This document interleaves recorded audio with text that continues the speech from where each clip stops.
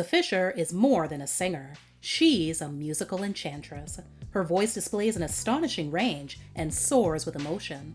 She spellbinds listeners in rock halls and jazz clubs while infusing symphony orchestras and ballet companies with new dimensions of sound. But how did she master this incredible amount of versatility? Simply by being herself.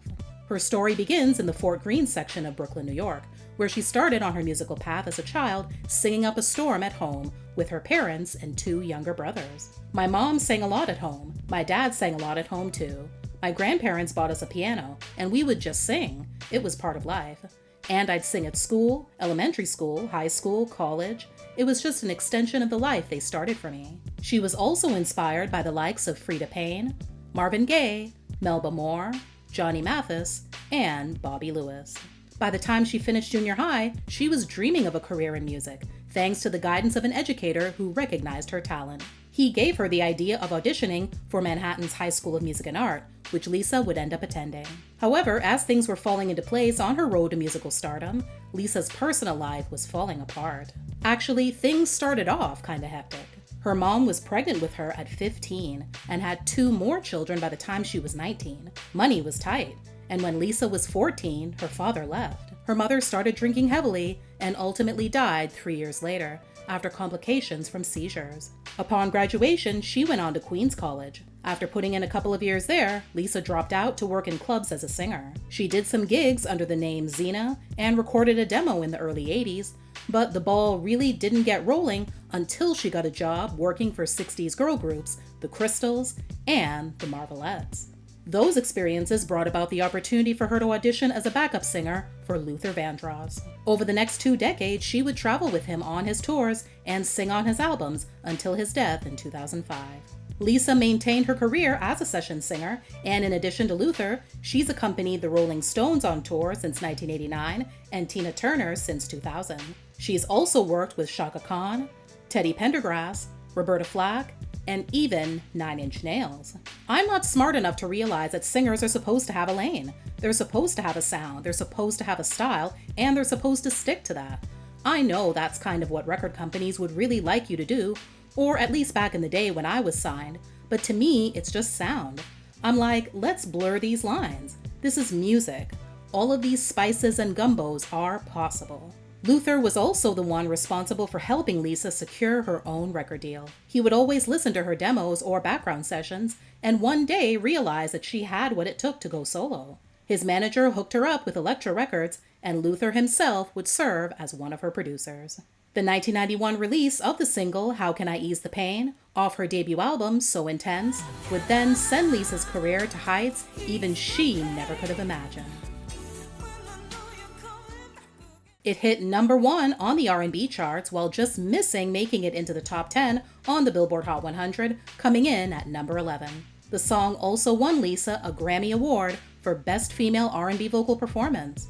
It should be noted that Patti LaBelle won that night as well, in the same category in a tie. The album spawned 3 top 20 R&B hits in total and peaked at number 5 on the top R&B hip-hop albums chart. But to the puzzlement of her many admirers, Lisa not only never released a follow-up album, but she went back to her role as a background singer. She told Pop Matters in 2013, "I think that the record company was doing its best to protect me as best as they could, but also get a return on the investment that they made, because that's what record companies do. I think that with that spotlight of the win also came this pressure that I was not prepared for. I think it made me more afraid than I'd ever been in my life. I was afraid to fail. I was trying to forge through those feelings. I was just scared to death to make a mistake, to do anything, to make any decisions. You get to this point where you do something and folks say, 'That's just amazing,' and then you don't know how to repeat it. That is the scariest thing of all, because you don't know what you did in the first place. You don't know if it was even you. You have no clue, so you don't know how to repeat it." After requesting to be released from her original record deal with Elektra during a time of consolidation and shuffling among record companies to sign with a different label, the second record deal fell through, leaving Lisa empty-handed. She confessed to the Aspen Times in 2023, "I felt like I couldn't count on a record company so much after that particular instance, and so it was like, let me go back to what I know and what I love." Lisa became one of the artists featured in the Oscar-winning documentary film 20 Feet from Stardom, which premiered at the Sundance Film Festival and was released in the summer of 2013. It earned a Grammy Award for Best Music Film. While most of her fellow background singers in the film ached for the spotlight to shine on them, Lisa's always had a much different attitude about it. "I never feel like I'm relegated to the background. I don't know how other singers feel, but for me, I just love background so much. I really enjoy watching artists who love what they do and need someone to support them. So for me, it's a beautiful journey. I've been really lucky and blessed to be with amazing artists who I love and respect." On July 15, 2015, Lisa played her last show with the Stones. While it was a tough and emotional decision for her, after a quarter century, she figured it was time to venture out on her own. She, along with her band, Grand Baton, have since focused on solo tours performing across the United States, Canada, Europe, Asia, Australia, and New Zealand.